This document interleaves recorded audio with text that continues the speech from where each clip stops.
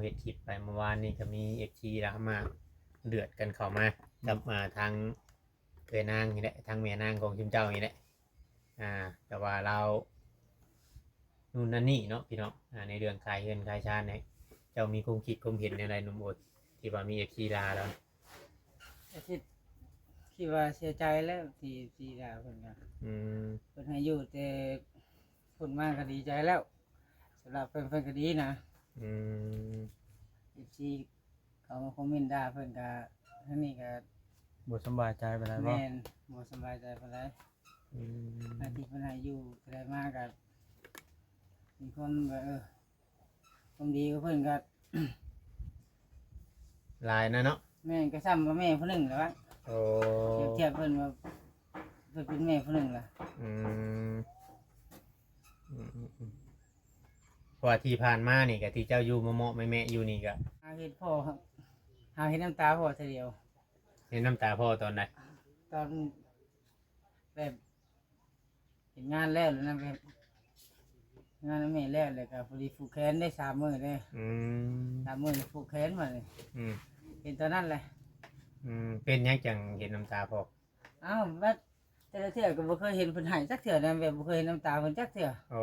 ตั้งแต่น้อยจนใหญ่เพิ่นให้ตอนให้แบบว่าเฮ็ดงานแม่เจ้าเสียนี่บ่แม่นผูกแขนแบบโอ้มี3 มื้อมาแล้วพอดีผูกแขนตอนแม่เสียนี่เราบ่ได้ให้บ่บ่ปัดผูกแขนวิด3 มื้อได้มาเสียมาผูกแขนเอาให้แม่นอ๋ออันนี้ได้แบบว่า FC เพิ่นเว้ามาในตอนนั้นว่าบัดตอนนั้นเมียเราตายเราคือบ่ให้ว่ะบัดตอนแม่มุดอยากส่งอยากป้าเราหลุดเราให้แต่ว่าจะเป็นในตอนนั้นให้เรื่องตอนเมียอย่าลืมกดติดตามเพื่อเป็นกำลังใจให้ผมด้วยนะครับทุกคนขอบคุณมากๆครับโดยพี่น้องเปิดภาพขึ้นกันมาเฮือนหนุ่มโอยพี่น้องหลังนี้สิเป็นเฮือนที่ว่าเพิ่นเจ้าขายอยู่ในณตอนนี้พี่น้องราคา 7,000 บาทเพิ่นว่าสั่นเนาะตามที่เห็นคอมเมนต์ 7,000 บาทโอ้บ่มีผู้ซื้อดอกพี่น้องคัน 7,000 บาทมันแพงเพราะว่าวังใช้ไม้เก่ามันก็ทั้งโค้งทั้งเทิงมันก็สิไปเบิดแล้วแล้วสังกะสีคันงานออกมันก็เพเบิดผากระจาดก็ใช้บ่ได้คันใดก็ใช้บ่ได้พี่น้องสิได้แต่เสานี้เสากับเสาบ่ได้ใหญ่พี่น้องขึ้นเบิ่งทางเทิงกันแป้นก็แตกน้ำแล้วพี่น้องสิได้แต่แป้นนี่แหละแป้นเฮือนสิได้แต่แป้นนี่แหละคันซื้อกับเสาสองเครื่องลุ่มมันก็ยังคักอยู่ได้บ่ไม่อันคางมันนะบ่5,000นี่อาจจะมีโอกาสเนาะเอ้านุ่มโอยมาได้ใช้ซะน่ะเอ้ามาได้บ่น่ะคนละ5อยู่เฮือนบ่เห็นฮะสบายดีโอ้นุ่มโอยนี่มาคารวะดีเนาะนี่ย่องแหละนุ่มโอยนี่บ่ต้องบอกว่าสบายดีแล้วสบายดีก่อนเนาะเราบุญตะปูแม่น ร้านใหญ่ตุ้ยแล้วตัดผมเผลอเว้าลิเข้าไปกินเผลอบ่ตุ้ยป้าขึ้นเทิงไปจังมีมองนึงเชิญนุ่มโอยเด้เชิญนุ่มโอยเด้ปัดแต่คนบักใหญ่คันใดน้อยๆกล้องน้ำเด้อปัดแต่เป็นแต่ย่านฮักระวังเด้อมันฮักมันบาดทำขาระวังเด้อเกียร์เจ้าเบิ่งค่อยสิลองขึ้นเบิ่งจ้าไหมเนี่ยเจ้ากับนุ่มโอยเพราะว่าเจ้าได้ชนะกว่าเตียงก็ยังฮักบ่แม่เตียงก็ฮักย้อนจ้ะโอ้ยอย่าไปยุ่มนะเฮียมันอันตรายทำกันจังหน่อยมันฮักเด้อเพื่อนเพิ่นท่านได้ขายเจ้าสิเป็นโทษย้อนเอาไปใหม่ได้เอาเดี๋ยวชาติบัดซื้อพื้นเดียวซ้ำเนาะวานนี่พอได้ปูบ่นอนแล้วจบเนาะมีบ่นั่งบาดนี่ปัดโตยังใหม่อยู่หนุ่มโอยเฮือนนี่ยังแน่นอยู่แป้นพื้นแป้นหยังมีบ่นั่งเลยบาดอ้าวมันรู้ลงอันนี้มาขึ้นมาทีมงานมาเซอร์ไพรส์นุ่มโอยนี่เห็นว่าก็ได้มาเอาพี่น้องไงเนาะ หาอันตั้งก่อนค่อย ก็หักมี ดีปะ นี่ สีนัวคางมันก็แน่นบ่ทั้งล่าง แป้นมันนี่คักนี่แป้นทางในนี่ยาวเนาะแล้วก็ยังแน่นไม้กุ้ง ขากอยู่ก็มีแค่สิใช้บ่ได้ก็เป็นผ้ากระจาดกับสังกะสี ตัวใช้บ่ได้ใต้ตาบ่โทรศัพท์เจ้านะ เอามันเข้ามาในพี่มันมืดเด้ เออ เปิดด้วยใต้ใน แท้อีหลีโทรศัพท์เพิ่นนี่เนาะของแท้แฮงเอามาคุยกับหนุ่มโอยก่อนเราจนเหงาละ นุ่มโอยบัดนี้เนาะ ตัดผมแล้วได้ ตัดผมเลยไปยืนเฮี้ยงกับข่อยเขาจนเอิ้นเพจพี่เพจน้องนี่ ว่า บ่เม่นผมมาว่าถ่ายคลิปถ่ายรูปให้ผมเนาะ แม่นบ่ เออ ผมเคยถ่ายรูปให้นะบ่ แม่น เอาเลย เพจพี่เพจน้องแล้วว่าเวียงเขาอะ ลุงอวยบ่นี่ นุ่มโอย อ่า อย่าถ่ายอย่าพลาดเอาก่อยได้ก่อนจะมือนะ สบายดีก่อนตุ้ยแห้งลุงอวยบ่นี่ ตัดผมแล้วคือ ตุ้ ตุ้ ย ยเนาะ น่ะเราคือเบ่งเนาะ เอกลักษณ์ของเรานี่ต้องเอาแว่นขึ้นหลัง อืม แว่นตาเด้ เนาะแต่ว่ามันคือแล้วเนาะมื้อนี้ยิ้มแย้มแจ่มใสเบิดมื้อมื้อนี้ทางนุ่มโอยเนาะ ลุงอวยได้ แม่น อ้าวไปเที่ยวน้ำเฮากับเบิดมือ แม่น คนไม่ขึ้นรถ ดีเทอยังบ่ได้มีผู้ใดมาเนาะ แม่น มันมีผู้ใดมากับเราเห็นคลิปข่าวว่าจะได้โทรศัพท์เนี่ยนะก็มันนี่ สิยิ้มมันได้ แม่นเออ ค่อยก็ เบา บ่ ลิสิลงคุยโทรศัพท์ล่างจ้ะ โดย ให้ลุงวัดกับลุงอวยกับลุงเลี้ยง แม่นมันต้องให้มันเป็นคนละมุมไงจังหน่อย มันสิคือกันเกินไปบ่ แม่น อ้าวเข้าเรื่องเลยบ่เวียงเอ้ย หืม เห็นว่ามีเรื่องมีราวก็ได้ มันมีเรื่องแหละชวน มีข่าวดีแล้ว อ๋อมื้อนี้บ่ อ่า มื้อนี้ก็มีแต่ว่าพาหนุ่มโบยไปตัดผม รอขึ้นเด้ โลขึ้นกว่าเก่าพี่น้องไงเนาะให้ FC เบิ่ง FC ก็หลายมื้อแล้ว แต่ว่าเพิ่นว่าให้ชวนผัวน้องเตไปนำหมาชวนเนี่ยเราบ่ไป เออขอชวน มีทรงบ่ ยังบ่จักยังคิดชงอยู่แล้วอ่ะ ได้ไปที่ไทยชาวนมนะ อยู่ใช่ผัวน้องเต นั่นล่ะ เป็นเจ้าเทืองบ่ เลย อืมมื้อหน้าเพิ่นได้เราเนาะหนุ่มบอยเนาะพี่น้องเอ้ยเพราะว่าถ้าเราอยากไปก็บ่ยากหรอกคำว่าเรานั่นก็ออกไปตัดอยู่นี้ห้านทางเงินหนุ่มบอยตัดนี่ก็เพิ่นเรียนจบ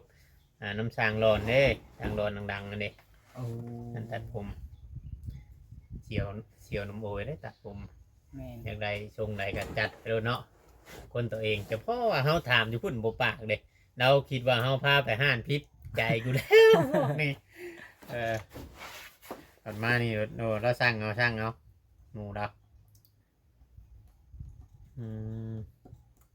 เอาหนูโบยหลังจากที่ว่าเราเฮ็ดคลิปไปเมื่อวานนี่ก็มีFCแล้วมาเดือดกันเข้ามากับทางเพื่อนางนี่แหละทางเมียนางของชิมเจ้านี่แหละแต่ว่าเรานู่นนั่นนี่เนาะพี่น้องในเรื่องขายเงินขายชาติเนี่ยเจ้ามีความคิดความเห็นในอะไรหนุ่มโบยที่ว่ามีFCลาแล้ว คิดว่าเสียใจแล้วที่ด่าเพิ่นก็ อืม เพิ่นให้อยู่แต่เพิ่นมาก็ดีใจแล้วสำหรับเพิ่นก็ดีนะ อืม FC เขามาคอมเมนต์ด่าเพิ่นก็ทั้งนี้ก็ บ่สำบายใจไปแล้วบ่ แม่นบ่สบายใจปานใด อืม หน้าที่เพิ่นให้อยู่ก็ได้มาก็มีคนก็ความดีกับเพิ่นก็ ลายนะเนาะ แม่นก็ซ้ำกับแม่ผู้หนึงแล้ววะ โอ้ เทียบเพิ่นว่าเพิ่นเป็นแม่ผู้หนึงล่ะ อืมเพราะว่าที่ผ่านมานี่กับที่เจ้าอยู่มะเมาะแม่ๆอยู่นี่ก็บ่ได้ยินแล้วเว้าเนี่ยหลายบ่ บ่เคยยินเพิ่นเว้านี่เอาแหน่ใส่ข่อยแล้วบ่เคยยินเถื่อ อืมว่าสิว่าโอ้ยนั่นนั่นนี่โอ้ยจังซั่นจังซี่ก็บ่ได้เว้าเนาะ บ่ โอ้ มีแต่ว่าเพิ่นบอกว่าคนที่ดีแหละ อืม ที่เพิ่นบอกที่เราค่อยก็ โอ้ เพิ่นสิเว้าเหนียวแหน่ให้คนรัก อืมแบบนี้เลยเจ้าบ่อยากให้ FC ลาแล้วเนาะ เด้อ หนึ่งมากอะดินกับโบแมนดินดาวเนาะ แม่นดินเป็นดินของน้องเพิ่น โดย แล้วก็ทิศก็บ่แม่นทิศของเพิ่นนี่ทิศของน้องเพิ่นนะแบบเพิ่นมีเท่าแต่ว่าเป็นคนซื้อแต่ว่าบ่ให้เงินเพิ่น อืม เพิ่นฝากมาเพิ่นซื้อให้ โดยโอ้ หนุ่มโอยนี่เราเข้าใจทุกสถานการณ์เนาะ แม่น เราเป็นผู้ใหญ่พ่อได้เราเข้าใจเบิดแบบว่านู่นนั่นนี่พี่น้องเนาะอันนี้เราอยากแก้ดราม่าว่าง่ายๆใช่แก้ดราม่าแก้แบบบ่อยากให้มีการต่อว่ากันนู่นนั่นนี่เนี่ยพี่น้องเนาะเพราะว่าเพื่อความสบายใจเพราะว่าบางเทื่อบางทีคนเฮามันมองบ่เห็นอนาคตเนาะหนุ่มโอยเนาะบางเทื่อบางทีเฮาสิได้เพิ่งพาใช้เพิ่นอยู่แบบนี้นะมันโมเมนต์ว่าคือว่าโมเมนต์แต่บางเทื่อแต่ตอนนี้เขาก็ยังนอนอยู่นี่อยู่เนาะ แม่ ไม่ได้เป็นแต่ว่าบางเทื่อได้ตอนนี้เขาก็ยังอยู่นี่อยู่นะโมเมนต์ว่าเพิ่นมาบอกได้ให้เขาไปโดดโมเมนต์ได้เพราะว่าเพิ่นยังเว้าอยู่คนเฮาเนาะ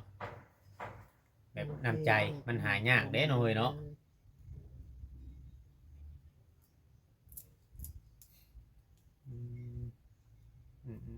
มีแต่ว่าซ้ำนี่เนาะที่เจ้าอย่าเว้าเนาะ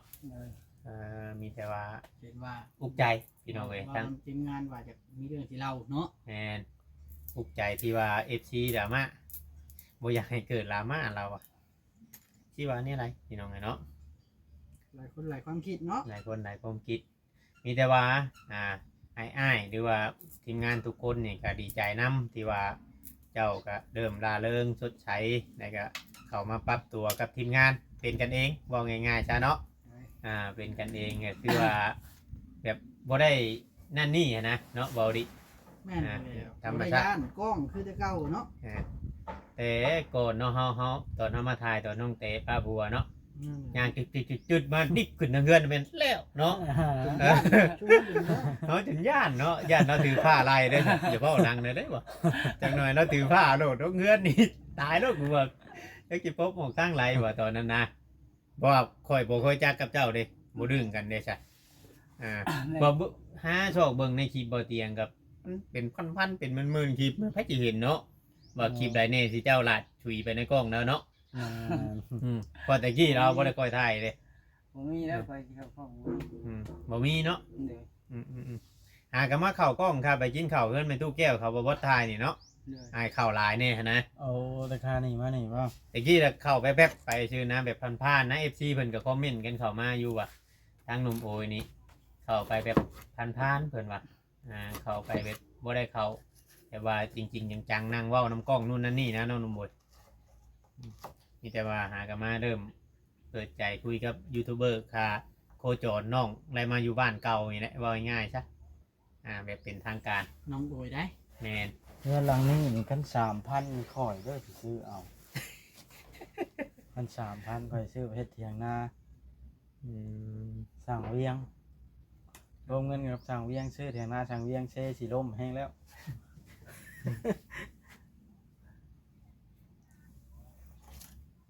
เจ้าสิอันมามั่งบอก มามั่งเอา ม คัน3,000ได้ล่ะ เจ้าประเมินให้บอก แม่น โอ้ ๆเอาใส่เอาแป้นมันเด้กับเสา คำมันใกล้หวนคอยสิเอาอยู่คำมันใกล้ เท่าไหร่หรอกจะเอาได้ 3-4 พันนี่แหละบ่เดินกันดอกที่ว่าอันนั้นเนาะ ดั้งพันนี่แหละบ่ว่าจอย เออเอาบ่ พี่น้องเลยเนาะก็บ่มีหยังหลายพี่น้องเนาะมื้อนี้ก็บ่มีหยังหลายคือได้เว้าได้หยังได้ละก็เดี๋ยวสิเอาเงินให้ทางน้องโอยไว้ชื่อยาชุบพี่น้องเลยเนาะ โอ้ อย่าชื่อยาชุบแบบว่า ว้าวน่าดี บ่ได้ จะ อัน เว้ย บาดวงมาลายได้น้องโอยเล็กๆน้อยๆพอได้เจ้าชื่อยาชุบ ได้หลาย เนาะ ช่องเติบอยู่นะมาเนาะ หลายๆช่องเดิมอยู่เนาะ เพราะว่าอันนี้เนาะบางคน FC บางคนเพิ่นอาจจะบ่สนับสนุนในการสูบยาเนาะแต่ว่าน้องเพิ่นก็บ่ได้ว่าชาติกิโตดอกพี่น้องไอ้ช่องหนึงเราก็สูบจังว่า2-3 มื้อ ว่าง่ายๆสูบตามฮีตสไตล์แล้วเรามันคน แบ แม บ น ว่าง่ายๆว่าคำกินข้าวแล้วจะสูบแบบนี้บ่ คนแมน ขนาดทั้งไอ้หมุดยังสูบเรื่อยกว่าเราได้ตามเฮาเบิ่ง ดูก่อนดูก่อน แม่ รู้เราเป็นแม่เลย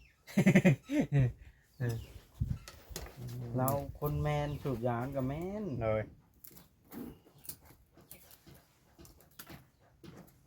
เพราะว่าซื้อกันน้ำปั่นก็ซื้อให้กินในเล่มือพอมา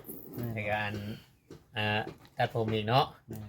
ซื้อเกิบอีกแบบนี้โอ้เบิร์ดไลายเติบได้เนาะนำมาโอ้ยก็ได้ คือเกิดก็เป็นแสนปลายพุ่น แม่ เนาะ คนสองคนลอยชื่อกินน้ำปั่น บ่ตอนไปตัดผมน่ะค่อยจอกนึงกินกับบ่บอส ไปกินสอง ไป คน ชาม บ่ ลอยกินป้าข่อยเนาะโทษทา อ้าง วลุงบอยอ้าวครับอันนี้ก็ขอบใจทั้งอันผู้ใหญ่ใจดีเด้อที่ว่าเพิ่นบ่ออกชื่อเนาะเพิ่นให้ชื่อเกิบกับเงินไว้ชื่อยาชุบเพิ่นว่าเพิ่นบ่ได้อันนั้นหยังหลายแล้ว คนอยู่ แต่ว่า ต่างประเทศเพิ่นบ่ได้นะ แม่นคนลาวเฮานี่แหละ อ๋อ แต่ว่าเพิ่นบ่ได้คิดหยังหลายมีแต่ว่าขอให้น้องโอยนี่ปรับเปลี่ยนตัวเองนะกับผู้รักผู้ใหญ่ตอนนี้เพิ่นก็ยังเบิ่งอยู่เบิ่งเด้อผมมุกขอบใจเพิ่นอยู่น้องโอยเอา ผมขอบใจละเด้อที่เอาเงินมาให้ลูก คือจะซูบ คือส่งยาสูบเฮ็ดทุกทีทุกอย่างนั่นแหละ โดย แล้วก็ถ้าอยู่ดีมีแห้งต้องเจ็บเดี๋ยวจะได้ของไผ่ที่มี วันนี้วันนี้ ถูกเนาะ ขอเพียงแต่จากใจเนาะ แม่นก็บ่ได้อันนั้นหยังหลายหรอกพี่น้องเพิ่นก็ว่าทีมงานก็คอยบอกสอนน้องให้น้องปรับเปลี่ยนเป็นคนดีบ่มีภัยดอกที่ว่าบ่มีพิษจักเทื่อนะเพิ่นว่าขนาดโตผู้รักผู้ใหญ่เองก็ยังมีบัตรผิดพลาดเพิ่นว่านี่แหละพี่น้องเอ้ยเนาะในความดีของเพิ่น เป็นน้ำพิษแล้วแล้วอย่าไปกลับไปเฮ็ดอีกเนาะ แม่น หลายคนอยู่ผิดแต่ก่อนเนาะ โดย แต่เฮาเป็นวัยรุ่นเฮาก็ยังเคยคือกันเฮ็ดแนวบ่ดีลองผ่านมาแล้วก็แล้วไปเฮาฮู้มันแล้วเด้ โอเคว่าเฮามีสติเนาะ แม่นเฮาลอง มีแต่ว่าตั้งหน้าตั้งตาใหม่บาดนี่เปลี่ยนเป็นคนใหม่แต่สิ่งดีๆเข้ามาคำว่าคำผู้รักผู้ใหญ่เตือนหรือว่าคำ FC เตือนเฮากับฟังเด้อจักหน่อย FC บอกแนวหนึงไปเฮ็ดแนวหนึงบ่ได้แล้วแบบน่ะ บางเทื่อเฮาเป็นคนดีคนในหมู่บ้านนี่เขาก็อยากเอาไปเป็นลูกเคยก็มีเนาะ แม่น ไถให้ไถนาหุ่น เพราะว่าตอนนี้คือทางน้องโอยนะที่ว่าที่ผ่านมาเนาะขาดความอบอุ่นอันนี้จังหน่อยสิเว้าไปหลายจังหน่อยทางพ่อจอยเราสิให้ข่อย เราจะคิด ทางเอ้ยมุดเราสิให้ข่อยขาดความอบอุ่นย่องหยังแม่นอยู่มีพ่อมีหยังกะแต่ว่าเฮาบ่ได้อยู่นํกันเนาะบางเทื่อบางทีน่ะการบอกกันอันนั้นมันก็ต่างกันหั่นน่ะคือน้องโอยคำพ่อสิโทรมาบอกก็บ่มีโทรศัพท์เด้อจ้ะการติดต่อหรือว่าสื่อสาร มันอย่างยากแน่พี่น้องไงเนาะต่อไปมีเฮามียูทูบเบอร์มีทีมงานบอกนู่นนั่นนี่แล้วก็มีพอมีหยังมีเฟซพอเฟซหยังเจ้าก็โทรเด่นโทรหัวน้ เพิ่น ำ เนาะ โทรเด่นโทรหัวน้ำเพิ่นนะ เพิ่นยิ้ม เพิ่นสิได้โทรศัพท์เนาะเป็นค่อยก็ยิ้มได้สิ่งที่ตัวเองอยากได้เนาะ แมนอารมณ์ดีได้น้องโอยเฮามือนี่เบิ่งไปเรื่อยๆพี่น้องเบิ่งไปเรื่อยๆหลายคนเป็นให้กำลังใจอยู่น้องนุ่งก็กลับเข้ามาอยู่บ้านดงเงียวคือเก่า คนขยันนมโอยเฮาไปย่อบานประตูเพิ่นย่อช่อยบ่ฮะ แม่นและข่อยกับเราได้หยอเนาะบอกให้เจ้าถอยรถไปใกล้ๆกับบ่ถอยเราบ่บอสไปใช้หรอเพิ่นยังบ่มาว่ะเพิ่นยังไปเฮ็ดเวียกอยู่อ่ะกระเจไปอยู่นำบ่บอสบัดสิบ่ให้เว้าดีถอยไปกัน เลยหามบ่บัดนี้ ห้ามกับน้ำโอยให้แน่ได้เว้าง่ายๆว่าคนก้นเว้าเนาะบอกหยังกระลุกบ่ลงกองแกงไปรถแบบเดียวกับพ่อจ้อยได้พ่อจ้อยก็เป็นคนที่ว่าบ่ค่อยปะหากแต่ว่าเวลาบอกนี่ค่อยได้ใจค่อยอยู่บอกไว้แล้วลุกโลดได้พ่อเจ้าก็ได้บ่ได้ว่านั่นดอกเอาเวลาเฮาบอกเฮ็ดเวียกเฮ็ดหยังนี่บ่ขนาดนั้นคนดินอันปั๊บดินนั่นเพื่อนพอเฒ่าเราหันก็ค่อยโทรบอกก็ชื่อปั๊บแล้วเจ้าเลิกว่ะก็ไปเราเฮ็ดเรียบร้อยโบมน้ำโบมหยังไปเฮ็ดขมุกขมุมก็คือว่าบ่โชว์หยังนะบ่ปากแต่ว่าเฮาบอกเลยเราเฮ็ดรถปุ๊บปั๊บ พอมันแต่ทีหนึ่งเราบริปากได้แบบเราก็เข้มอยู่เรื่อยๆแล้วก็แบบอย่างยิ้มอยู่ในใจในนั้นแต่ครับอมยิ้มไปนะแบบยังยิ้มแน่ เอา ยิ้ม โอเค แน่ เดี๋ยวข่อยจะได้จบคลิปได้บ้านนี่ โดยเอาละสบายดีบอลลี่สิลงล่างก่อนเพราะว่าบอลลี่ต้องลงก่อนมุกยันได้ครับ มีแต่ว่าเราอยากนั่นที่หนุ่มหมดเราอยากเบ้าอย่างยังก็มีแต่ว่าหนวก แบบยิ้มแบบอยากอมยิ้มแม่นะแบบอยากยิ้มแน่อยากยิ้มแน่แบบซบไปตียิ้มแหละนั่นแหละเราเลยเราอยากยิ้มแล้วนั่นนะ แบบนี้อยู่กับลูกก็ยังกับแบบนี้บ่ แม่นมีแต่ทางลูกนี่แหละแบบว่าหยอกคอก่อน เพิ่นก็ อยู่กับพ่อกับหยังนี่แบบเป็นกันเองบ่ แม่น เออเพราะว่ามันเอาก็ตอนที่เล่าอันตอนที่ว่าอันนี้ขอถามอีกหน่อยหนึงตอนที่ว่าแม่เจ้าเสียนี่เราอยู่น้ำจุมเจ้านี่จักปีเราจังไปสร้างครอบครัวอีกเอาบ่ฮู้เลยตัวนี้เนาะบ่จะฮู้บ่ ปีปลายพุ่นติ อยู่ปีปลายบ่อยู่นี่ เลย อ๋อปีปลายได้จังไปสร้างครอบครัวใหม่ แม่น อืม เป็นเท่าแบบว่าผูกแขนแล้วนะแต่เกิดมาหาเห็ดพ่อครับหาเห็ดน้ำตาพ่อทีเดียว เห็นน้ำตาพ่อตอนไหน ตอนแบบเห็นงานแล้วนะแบบงานแม่แล้วเลยก็พอดีผูกแขนได้3 มื้อเลย อืม 3 มื้อผูกแขนมาเลย อืม เห็นตอนนั้นเลย เป็นหยังจังเห็นน้ำตาพ่อ อ้าวว่าแต่ละเทื่อก็บ่เคยเห็นเพิ่นให้จักเทื่อนะแบบบ่เคยเห็นน้ำตาเพิ่นจักเทื่อ โอ้ ตั้งแต่น้อยจนใหญ่ เพิ่นให้ตอนให้แบบว่าเฮ็ดงานเมนเจ้าเสียนี่บ่ แม่นผูกแขนแบบ อ๋อ วิด3 มื้อมาแล้วพอดีผูกแขน ตอน แล้ว ตอนแม่เสียนี่เราบ่ได้ให้บ่ บ่ บัดผูกแขนวิทย์3 มื้อได้มาเสียมาผูกแขนเอาให้ แม่น อ๋อ ใคร อันนี้ได้แบบว่า FC เพิ่นเว้ามาในตอนนั้นว่าบัดตอนนั้นเมียเราตายเราคือบ่ให้ว่ะบัดตอนแม่มุดอยากส่งอยากป้าเราหลุดเราให้แต่ว่าจะเป็นในตอนนั้น ให้เงิน ตอนเมีย ได้ เรา แล้ว อยากป้าเราให้จนเว้าน้ำจุไปบ่ได้เจ้าเห็นคลิปอยู่บ่ บ่ เออ เราให้จนอันบ่ได้เว้าหยังเนาะ แม่ ตอน น นะ เราให้จนเราบ่เว้าหยังได้เบิ่งค่อยสิให้เจ้าเบิ่งเนาะบ่บ่เนาะ อ่า เบิ่งใช้โทรศัพท์ข่อยเครื่องเราให้จนว่าเราบ่เว้าหยังได้น้องโอ้ยค่อยว่าบัดนี้ FC คอมเมนต์กันเข้ามาหลายบัดนี้เพราะว่าเพิ่นบ่ได้เห็นในตอนที่ว่าผูกแขนมันยังอันนั้นน่ะ บ้านอันเลยมันจะส่งแล้ว แม่ ให้จน เพราะว่าเฮาได้เฮ็ดคลิปอยู่ในตอนนั้นเนาะอันน้องบ่บ่เนาะ เฮ็ดคลิปเราให้นะว่า แม่น เฮ็ดคลิปอยู่ตอนนั้นนะ คลิปเราให้เบิ่งกันเด้อบ่เวียงสิให้เบิ่งช็อตหน่อยหนึงใช่คือบ่มีสัญญาณโทรศัพท์ของเฮา ทุกการบ่มีสิทธิ์กัน